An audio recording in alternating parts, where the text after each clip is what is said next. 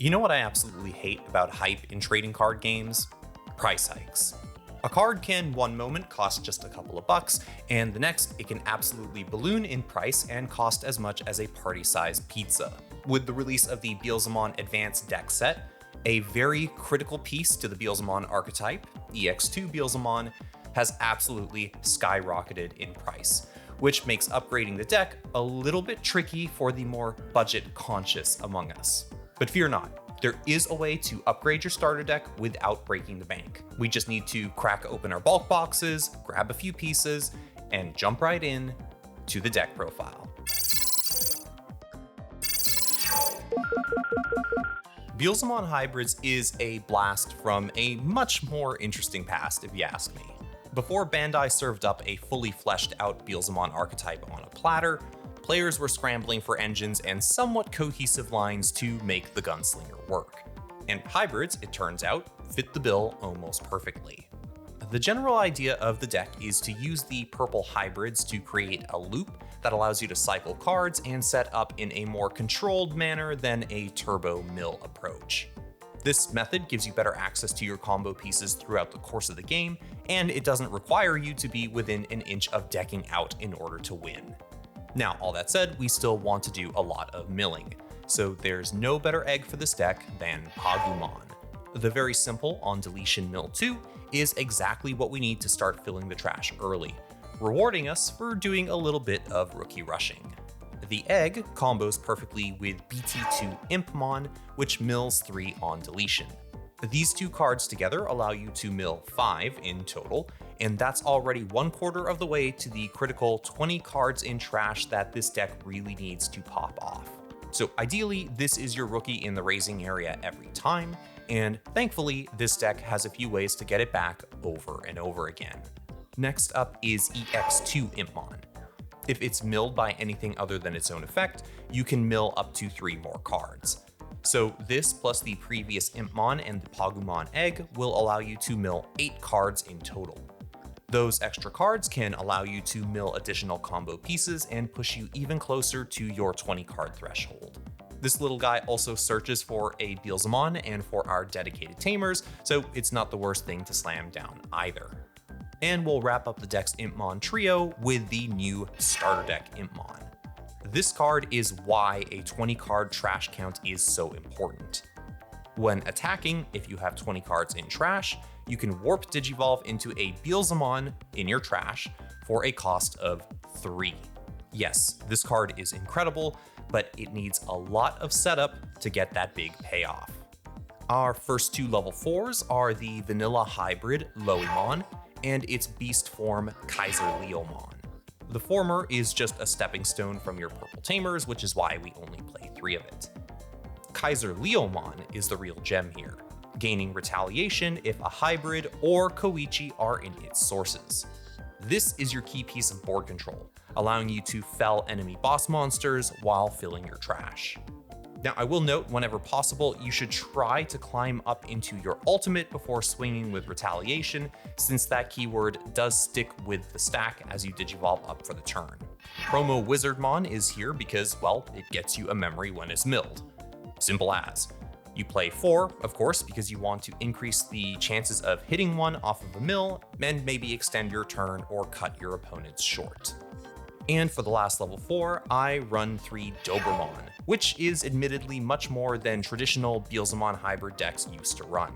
Since 2 of our Impmons don't really get a ton of value as rookies on their own, at least until you get those 20 cards in trash, I find it better to just climb into Dobermon on top of them, and then get the combined mill and recovery of a card when the stack gets popped.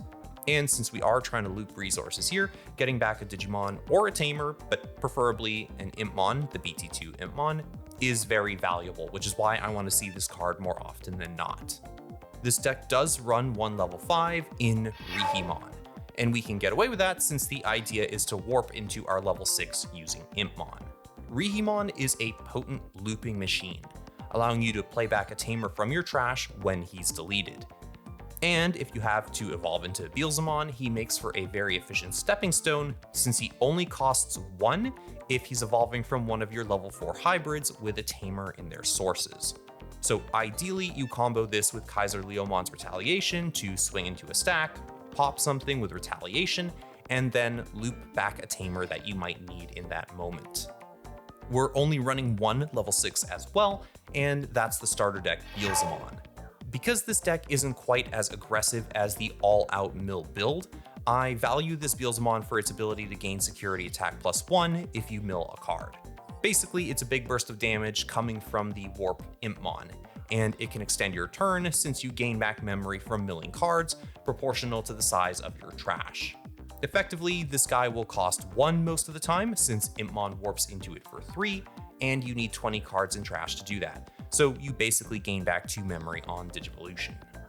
Our last Digimon is the deck's finisher, Beelzemon Blast Mode. If milled, it pops a level 3, but you can up the level that you can pop for every 10 cards that you have in your trash. But the real reason that this card is so deadly is that when digivolving, you unsuspend, and if you have 20 cards in trash, you gain 3 memory. Basically, it's your Blitz Omnimon or a hybrid for game if an actual hybrid isn't on hand. And remember, this keeps the security attack +1 that it might inherit from the starter deck Beelzemon on the turn that you digivolve into it. So you can wipe out most of the opponent's security in one go if you manage to pop off pretty early in the game. Now, since this is a hybrid deck at heart, we need to look at the Tamer Suite. And first up is Matt Ishida. Back when Calling from the Darkness was unlimited, you could get by with just Koichi and your dedicated tamers, usually I and Mako. But now you need a way to fetch the option back consistently. Matt will pull a Digimon or an option card from your trash on play, so he's how you loop most effectively. And, having a memory tamer at your disposal allows this deck to have some very efficient turns. Koichi is your hybrid enabler, giving Kaiser Leomon access to Retaliation and providing a bit of cycle on play. If you go for the Retaliation swing, he'll also net you a memory on deletion, extending your turn. If you manage to climb up into Rihimon, you can loop Koichi, getting a bit more cycle, and be ready to do the whole hybrid combo again next turn. This deck does run 2 dedicated Beelzemon tamers, and the first is EX-2 I and Mako. It's a memory tamer, which helps when Matt isn't up, but really this is here because it allows you to cheat into blast mode from the trash when attacking with your Beelzemon. We only run 1 blast mode, but odds are it's going to get milled because of how quickly you go through your cards, so this makes the tamer live whenever your Impmon is ready to warp digivolve. And hey, it lets you mill a card when attacking, which can trigger some effects, especially when comboed with our next tamer. The starter deck I and Mako searches for your Beelzemon line on play, but it's really here for the ability to stack your deck with a card from your hand when one of your purple Digimon digivolves, gaining a memory while you do it. Again, it's a great tool for extending your turn and potentially extending your mills.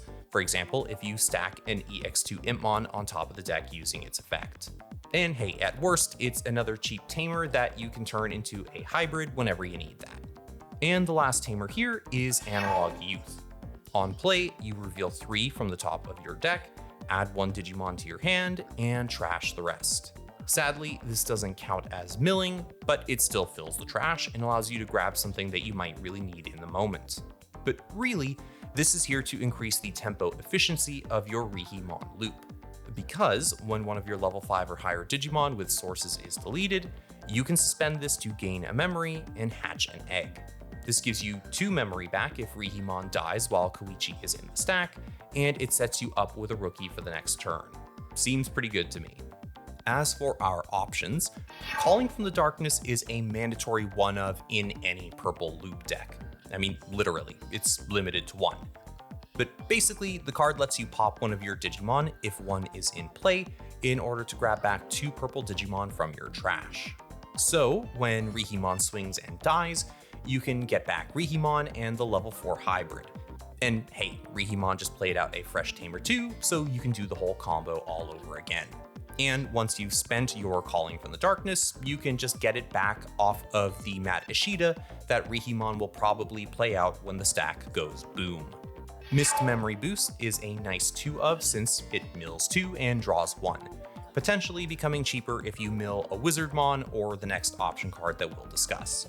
And of course, as a memory boost, you can cash it in later for 2 memory, helping to fix those awkward turns when you really need to make a taller hybrid stack to get all of your effects, or maybe you need to ease the climb from a hybrid to Beelzemon if the situation calls for it.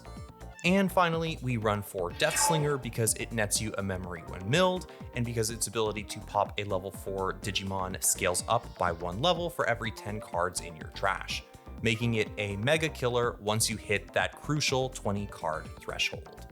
So I think by now you have a good idea of how this deck runs. It's not going to offer you quite as much upfront damage potential as the all-out mill version, but in the absence of EX-2 Beelzemon, I think it at least offers some flexibility and staying power in return.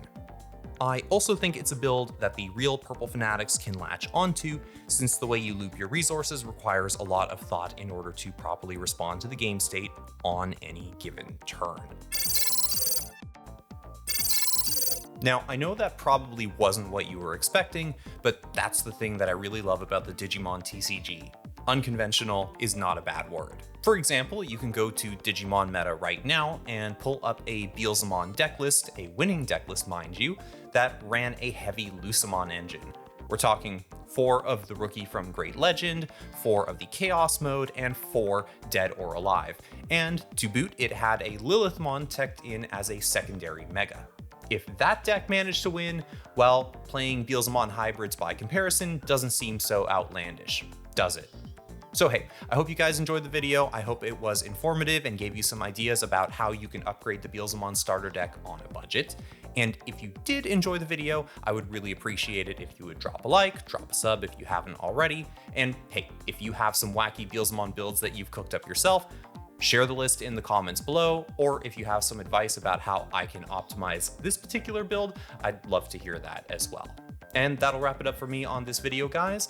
Thank you all again for watching, and I will catch you all in the next one.